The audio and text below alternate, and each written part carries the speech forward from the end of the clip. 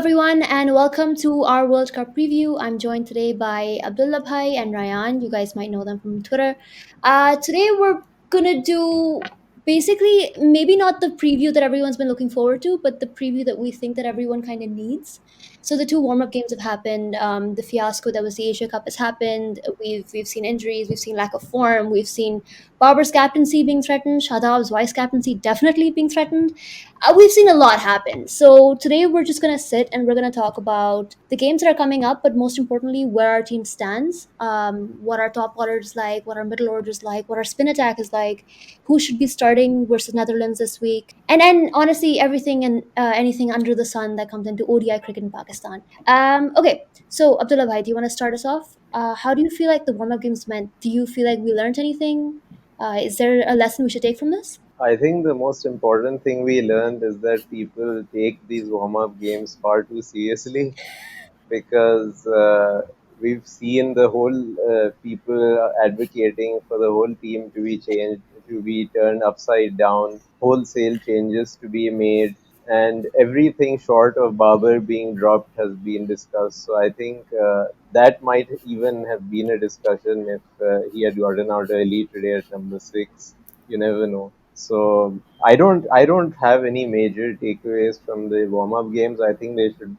I'm sure that the team management is treating them as just periods where you can maybe assess how a player is feeling, how what their confidence level is. But besides that, I don't really think you can read much into it. Perhaps with Hassan, like you can see that they must have been wondering that how he's going to go with the new ball, and he generally went okay. So perhaps that is something that can impact the strategy and planning a little bit. But overall, I don't think that there's too much to read into it. They're warm ups, and I think that everyone should treat them as warm ups. It's not that deep. Yeah, no, I 100% agree. On that Hassan point, I think today especially I was kind of, I don't know if appeased is the right word, but I was kind of chill.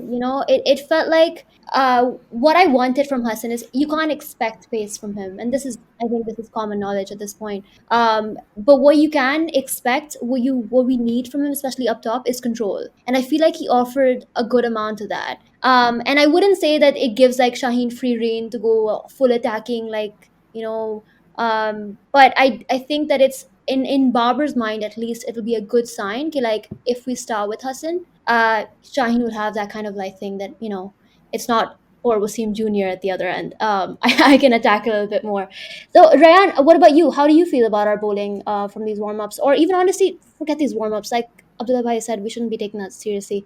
But just in general, how do you feel about our bowling? Who should be starting for you? I think Naseem should start, and because Okay, who that isn't injured and is available for selection at the World Cup 2023 should start for us versus Netherlands? uh, I feel Hassan bowled quite well. It was good to see like decent amount of control and stuff. But obviously, like teams are going to target him, and there are going to be times where they're going to see Shaheen off, and they're going to go after Hassan, and that there may be times that he will go for more runs. But the thing is that you don't really have a choice now because Harris is so good in the middle overs, and you're already struggling there, so you kind of have to. Even though Harris has improved a lot with the new ball and could potentially like take it, but it's the trade-off that you don't know whether you want to make or have to make, because as of now it doesn't seem that Hassan is going to be as effective in the middle overs.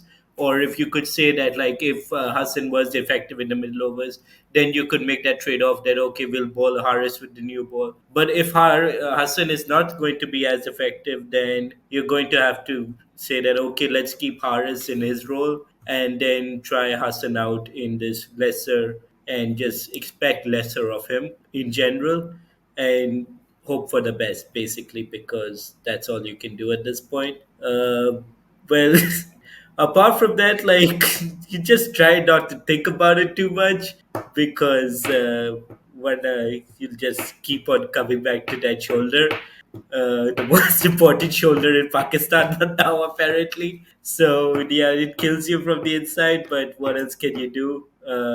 I mean, to be fair, we were never favorites, but you felt happier. But yeah, whatever. I'm just rambling at this point. But yeah, apart from that, the other parts of our bowling, well, come to them later.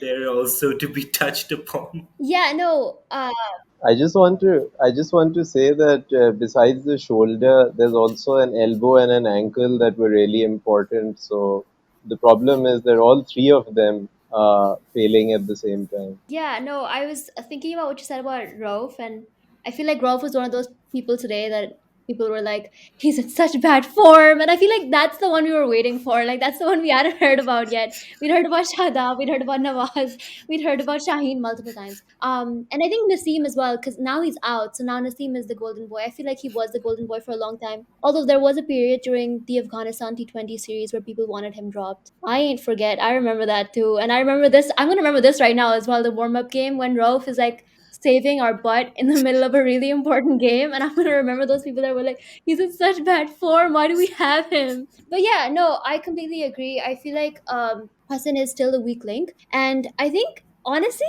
the way he's been bowling, I didn't kind of expect people to be this positive about it.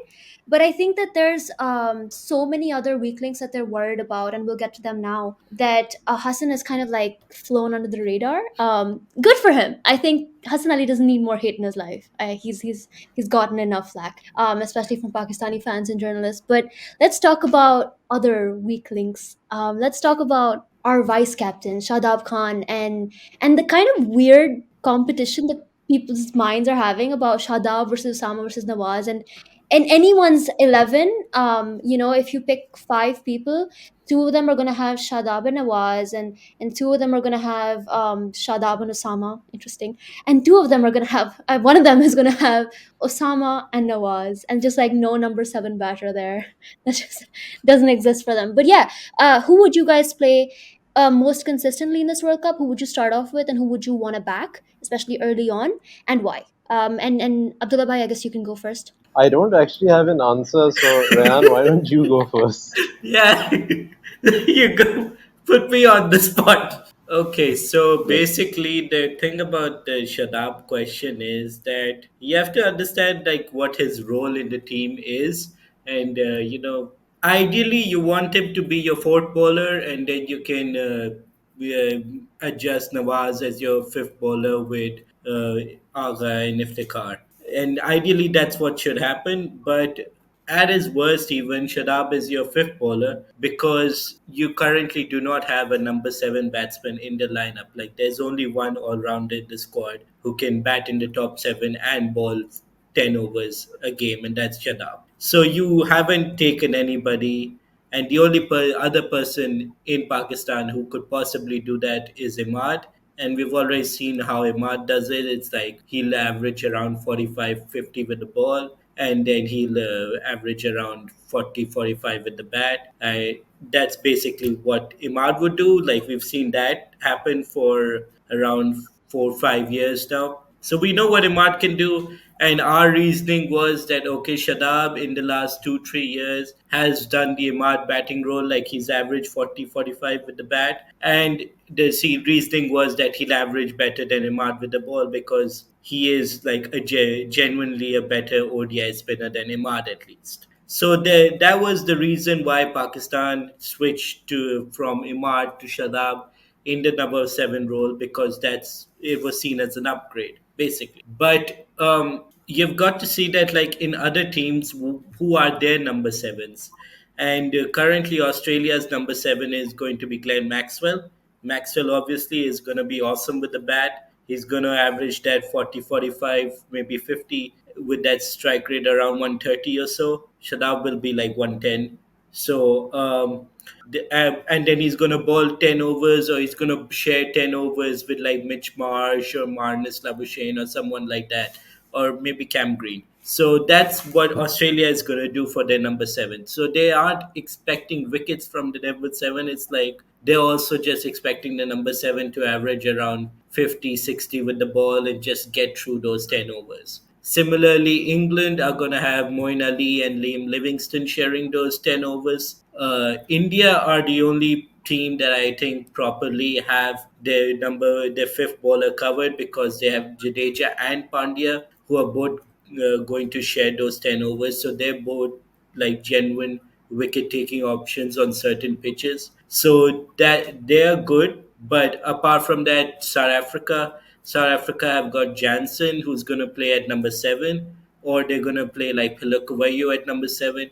Either way, Jansen, if they play Jansen, then Jansen averages like 20 with the bat, and he's got a bit better, but he's still only going to average 20 with the bat in this World Cup. And similarly, New Zealand, they could have had a really good option in Bracewell if he had been fit. But right now, they're looking at a situation where they're going to either play Nisham at seven, or they're going to play Ravindra at seven, and then try to ball two left arm spinners, which is a bit risky to be fair. But or they're going to play Satner at seven, and Satner is more of a number eight than a number seven in ODIs, even though he's a decent bat. Then who am I missing? Who am I missing? I think that's is that everyone? Yeah, those are the top six seeds. So those top Yeah. 60. I mean, Bangladesh have Shakib, so yeah, he's the best ODI all rounder in the world. So fair enough. But apart from that, like, see, these are the fifth bowler options and number seven options for teams. So when you look at it that way, at least Pakistan have one player who's gonna cover that in terms of as compared to other teams who are gonna have multiple players trying to cover that 10 overs. So in that sense, Hmm. obviously Shadab bowling better would have been ideal, and they would have liked that he goes for the two for 40 instead of one for 50, like he one for 50, one for 60 that he's going these days. But still, you would take that from your fifth bowler. So then the conversation becomes that who do you want as your fourth bowler, and then it becomes that you want Nawaz or Osama or Wasim. Basically, that's the because Hassan is now going to be your opening bowler. That seems to be Hmm. more or less clear. So your three paces are almost done, like set in stone. So then you like for your fourth bowler options, then you have Osama, Wasim, and Nawaz. So that is Right. then a discussion that I can leave to Abdullah bhai. Wait, so we should play Shadab? Is that's your Yeah, verdict? Yeah. basically. Yeah. Easy answer, honestly. I'm gonna be real with you. I said this earlier today as well. And I don't think there's a universe where we start the World Cup without Shadab. I think that you need to start every bilateral series as well. Okay. If it's a kind of really important one, you need to start with your best 11. You need to go with your best possible combinations. You're not going to start with damage control. Damage control comes after panicking, after losing a few games. Why are we? I feel like the aftermath of the Asia Cup has meant like it's spilled over into the World Cup, and I kind of need everyone to just put that aside and let's move on. And this is the start of something new, and you have to go in with your vice captain, your number seven bat, the guy that's gonna give you 10 overs even when you don't like those 10 overs. But yeah, Abdullah bhai, go. Who's your? Do you agree on the Shada point? And who's your second spinner? Yeah, with the Shadab point, I just wanted I think some people tend to be a bit harsh in the sense that they say that he's not trying to bowl like he normally does in ODIs. They say that he's trying to bowl defensively and he's trying to just get out of his spells, but that would be the case if he was bowling his T20 style, the lengths that he bowls in T20s. But when he's bowling full tosses and half trackers, then that means that he's trying to adjust. It's just that he hasn't played enough ODI cricket to be able to adjust easily. And then sometimes when he tries to go a bit on the defensive after that, like I think it was when Rohit went after him after he had overpitched the first few balls. Then he tried bowling it a bit flatter, but it's not a switch that you can turn on and off that you bowl in an attacking manner and in a defensive manner in the same game. So it's not that easy to switch between those two things. And I feel that the ODI season, he's been trying to get that aspect of his bowling going where he adjusts a bit for the ODI format, and he just hasn't. Probably because of the lack of ODI practice. Like I think among all the World Cup teams, only Netherlands have played fewer ODIs than us in this cycle, and Shadab also missed quite a few of them due to injury Mhm. and other factors. So that is the main thing with him, and it's a his bowling. I know that everybody has higher expectations from him because we should. He has shown in the lead up to 2019 he was really good, and in 2019 he was also really good. And I would still hope that he plays an important role with the ball. But even if he doesn't, like Rayan said, that number seven role is not something you can take for granted. No matter how your fifth bowler is bowling, you can't just think that like we in the 2019 World Cup when we memorably played Hafiz and Malik as the fifth bowler against Australia. I don't think we'll need to do or we'll be doing anything like that again in this World Cup. If we do, then you never know. Actually, we have the same head coach, and the chief selector is also on his way. So maybe there'll be some similar solution where we have Iftikhar and Agha being the fifth bowler. So let's see if that happens. But You uh, back to the fourth bowler. know, I Do you could want to say totally see something, that right? happening, like because everybody wants to play sound anyway. So if Aga just yeah, Yeah, exactly, and then someone said that. Someone said that to me today. They said कि Shaquille bowls left arm spin. I was like, he will not be bowling this World Cup though. Good for him, but no. Yeah, I mean, Saud at five, Agha at six, Iftikhar at seven. Possibly at some point during the World Cup, that would be funny. But I don't think that will happen. I don't think Babar would be in favor of that. Yeah. And with the fourth bowler aspect, I think probably the way. First of all, today, thanks to K Electric cutting my internet cable, I didn't get a chance to see most of the warm up. We're recording on the day the Australia game happened, so but I'm sure that Osama taking wickets would have given Babar some confidence in him.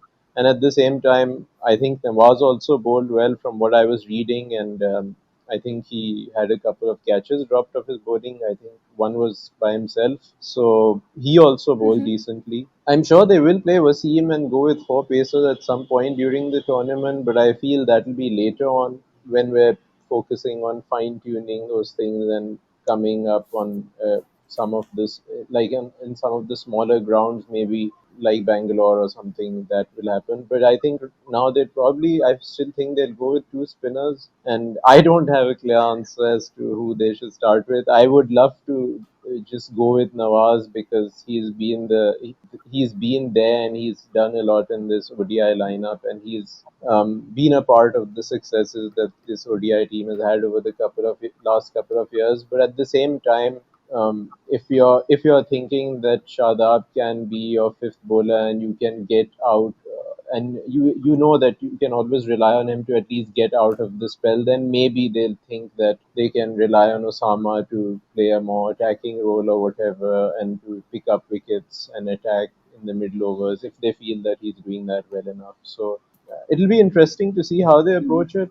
I'm not sure how they're going to do it, but I think either of the options are okay at this point, and especially considering our first two games, I think it's it. I don't think the matches will hinge on them, Hmm. but we'll know enough after these first two games as to what combination can help us in some of the trickier games ahead. Hopefully, we don't lose any of the first two games. Yeah, no, I completely agree with you. I feel like it was promising to see Nawaz find some turn today, and I think that I definitely like breathed a sigh of relief when I saw him doing that because, and then his 50 as well was really useful. It's always great for a number eight batter to score a 50 or 40. I thought that was really great from him, especially because उसके साथ थोड़ी सी ज्यादती हुई थी when he came to bat. Like all the good bowlers came back on, and the Bichara had to hit them, and it was good. He did well. But yeah, and I truly believe like people were like he should have finished the game. I was like, it doesn't matter because he didn't need to win it today. Like if it was a game that we actually needed to win, or if it mattered, then you could be like, yeah, you could have finished the game. No, it doesn't. It's fine. It's not that serious. Also because I thought Baba would come out, but that's a complete different other story. I think that the idea of playing leg spinners is fascinating to a lot of people, and if this was a random T20I, I'd be like, you know what, why not? Like, I'm always pushing for that in women's cricket. There are these two leg spinners I really like, and I'm always like, play them both together, bowl them in tandem, let's see what happens. But in the World Cup, I don't want to start off like that, especially because Nawaz has been really good for us.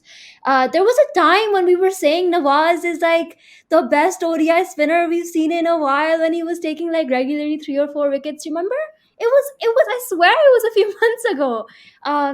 But things change really fast over here, and I'm happy for Osama performing. I feel like at some point in the World Cup, I think it's expected कि वो खेलेगा, whether it's the first game or the fifth game. I don't know what the fifth game is, but at some point he will play. But I feel like people's perspective of players has been heavily impacted, like we said, by these warm up games. And another player that's kind of, I think, the most spoken about player in this entire 15 after maybe Babar Azam is Saud Shakir. And I think the next question I have for you guys is, does Saud start? Do we play Agha? Do we play Saud? Do we, I don't know, drop one, like drop Agha and then play Saud? Or what idea you guys were throwing around right now? Okay, like if Tikar goes at 7 and then you've got Saud and Agha, and like a really stable batting lineup, because that's the idea that people have. They're like, Amari bahut instability hai, as if we've not got a top four of Fakhr, Imam, Babar, Rizwan. We need more stability and have Saud at 5. But yeah, tell me, what do you guys think about this debate? Yes, so basically the whole point is that this goes back to basically the Rizwan at 4 point, which Mm-hmm. we decided on around like 2022. We decided that Rizwan is going to be our number four. And the idea with Rizwan at number four was that Rizwan has decent test pedigree. So you know that like if there are periods where you need someone to play out quality bowling, then Rizwan can do that. And then there's the idea because he has the power, because he's developed his T20 game to that extent, that he can now fulfill that role of an ODI number four, to that sense that even if he has to come down later, which could happen because your top three is usually scoring runs. So then you will have a situation where your top number four needs to go out and attack a bit more. So Rizwan can do that as well. So that was the idea of the Rizwan at number four thing. He can do both basically. He'll play out the bowling if he comes in early, and he can attack if he comes in late. So the idea was one at four, and like basically, I think back to India in 2019 when they were having this number four problem, and the whole problem was that the number four would actually be more of a number five, because the top three would be taking up so much time that most of the time they would be in a situation where the guy just has to come in and hit, and then in that semi-final that they had, and where they had their number four, they needed to play out that situation, and they didn't have a proper number four for that situation. So I feel like India in 2019 could have really used a player like Rizwan at number four, and in that sense I feel like Pakistan currently have Rizwan at number four, and they should be thankful for it. And because they have Rizwan at number four, they should like be looking at other ways to improve the side. Because currently, Saud, if he plays, he should play at four first of all, because otherwise it's a bit weird him coming at number five. He may be put into situations where he shouldn't be. So if he does play, he should play at four. And if Pakistan have Rizwan at four, then it's why shouldn't Pakistan then look to improve their side to a higher level by having someone at number five who's a bit more attacking and could make that your 300 score to a 325 score, or your 325 score to a 350 score. So that's the idea of Aga at 5, that he's a bit more attacking than Saud. That's the idea anyway. There, like, obviously, but there will be people who will say that, oh, that's the idea, but he's not currently doing that.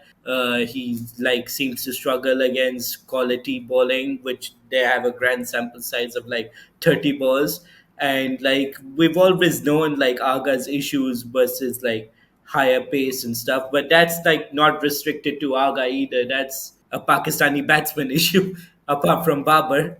So you just and like Saud isn't going to solve that particular issue. Like if Aga can't hit high pace, Saud is sure as well cannot hit high pace either. So you're not solving the problem of, oh, who's going to play out high pace by bringing out Saud to that situation. And Saud in general is like a bit more vulnerable against pace bowling in general. His expertise is spin, and Aga's was his expertise is also spin. So you're just currently looking at a situation that Saud would be very good if you were in a situation where you had, like, supposing your 2019 Pakistan's 2019 lineup, and you had in that lineup you had Hafiz at four. So that, and the rest of the batting was not functioning to that degree. So in that situation, you would have liked Saud at four just to partner with Babar and be like, okay, we two are gonna get our team to a defendable score.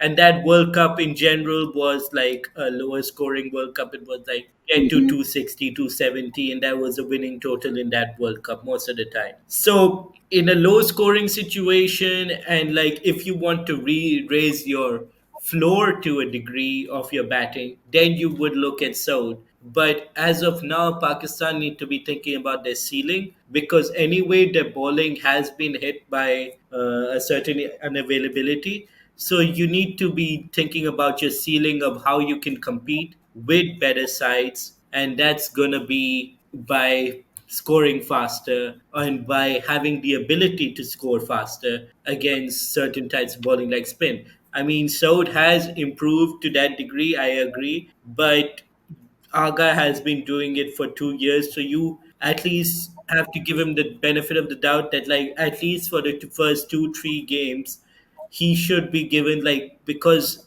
since he's been brought in, he's been told that this is your spot, and he hasn't done anything so far to alleviate the notion that it is not his spot. So until Mm-hmm. he has done that, I don't think so Saud really comes into the conversation. But naturally, warm up games are the end all and be all right now. So he is in the conversation now.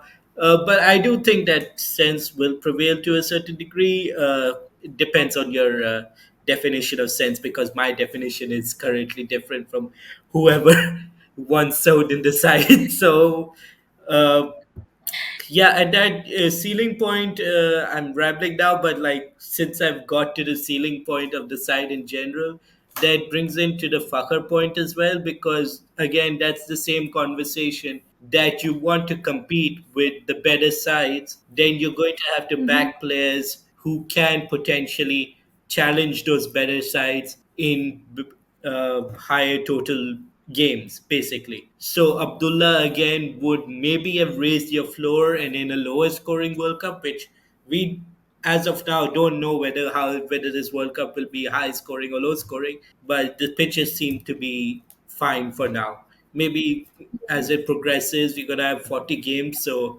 maybe the pitches will wear out. So maybe we'll have a low scoring World Cup by the time the final comes along. God, I hope so. I miss low scoring ODIs.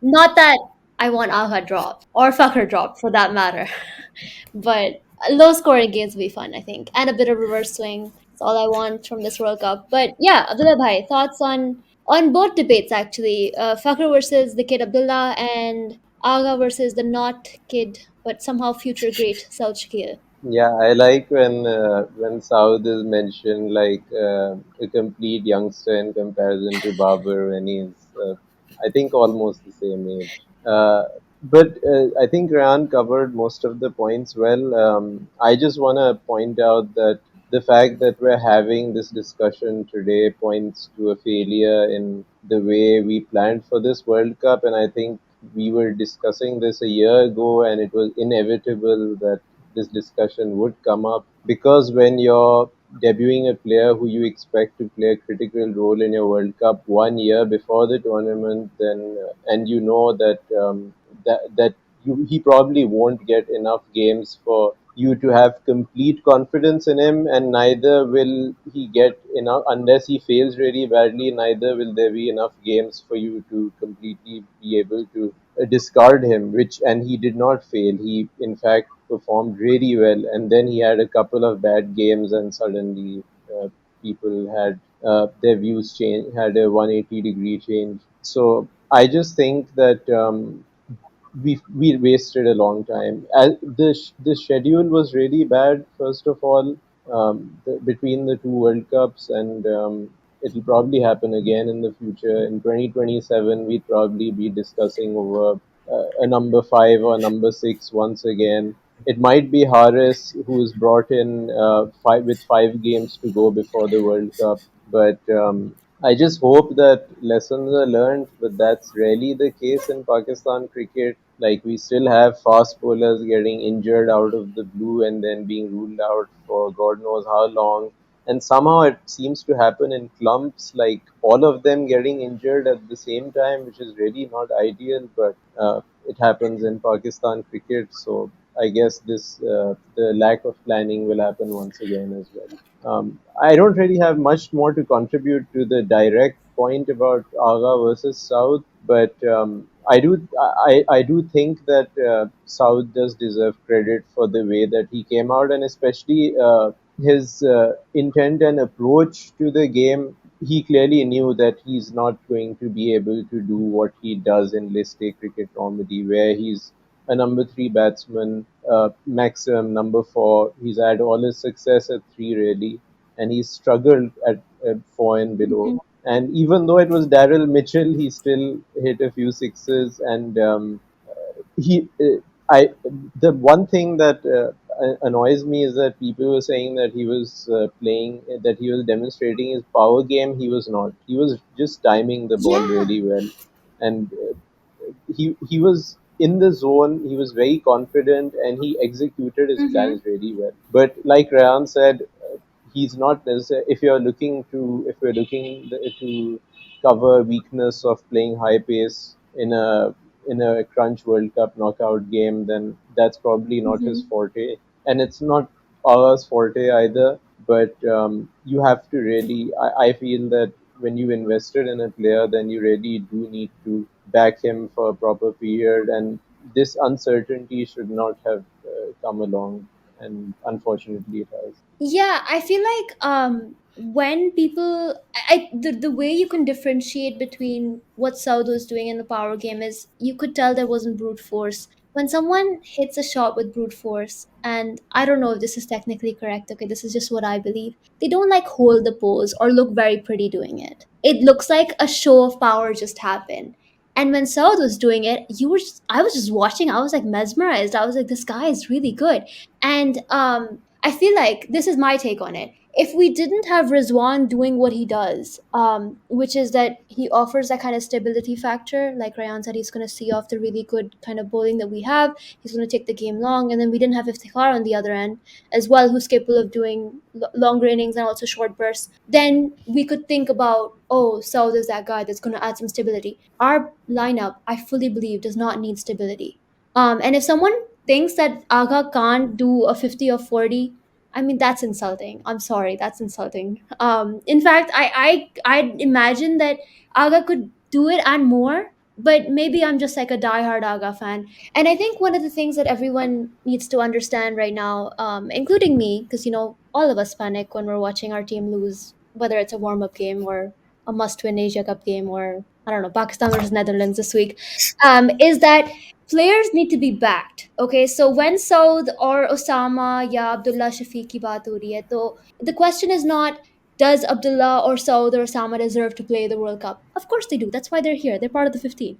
The question is our first choices, Nawaz, Fakhr, and Agha, do they deserve to be dropped? Should we not back them anymore? Are we concerned enough? And I feel like what you said about Agha kind of doing well for so long and everyone really liking him, and then him failing for a couple of games and everyone's kind of panicking applies to all of them in a way. I feel like the kind of reasoning that we have for Shadab and for Nawaz and even for Fakhr, to be honest, he was going to struggle in Sri Lanka. We've been new. But now we have to kind of back them. We have to start with our best 11, especially since the first game that we're playing is against the Netherlands. We shouldn't be panicking in our first game of the World Cup, especially all respect to the Netherlands when it's against them.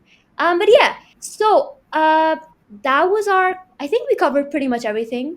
Our preview for Yeah. the World Cup kind of, Speaking of yeah. who had it on their bingo card that before the World Cup, literally nobody is questioning Iftikhar. Like before the World Cup, before the Asia Cup, it was like, oh, ye spin kaise khelega? Oh my God, we're going to have to play sound at six. But now no one is questioning the guy. Everybody is like, ये तो ठीक है, बाकी सबका देखो. Good for him. Good for him. Forget, I think. forget, Although, forget questioning. I saw the Iftihar should be at four discussion pop up once again today. yeah, I mean, I think let's just leave it at that. Iftikhar should not be at four, but I think Babar knows that as well. I think Iftikhar knows that as well. I thought it was kind of funny. He was struggling against a part-time leg spinner today, but it's fine. He's a number six. We won't need him to come in that early and face leg spin. Hopefully, not even once in the World Cup. But yeah, Iftikhar has that aura now. He's kind of like that protected caste in Pakistan cricket. A few players get to be part of it every few games, and then they drop out, and then another one comes in, and they drop out, another one comes in. But yeah, we'll probably, if we do this episode a few games into the World Cup, say about 4 games, we'll probably be having a completely different conversation about completely different players to drop. Hopefully completely different players to back. And you know what, it's fine. Like Abdullah bhai said, poor planning and panicking are part of Pakistan cricket heritage. And yeah, that's all I have to add for today. Good luck to Team Pakistan. We're gonna win the World Cup this way. Yeah. It's all part of the plan. But yeah, thank you for tuning in. And if you guys have any questions, concerns, anything you hate about what we said, please let us know in the comments below. If you love anything that we said, please let us know in the comments below. And if you want another episode of this, I actually had a lot of fun, I would love to do it again, please let us know that as well. Thank you so much. Bye bye.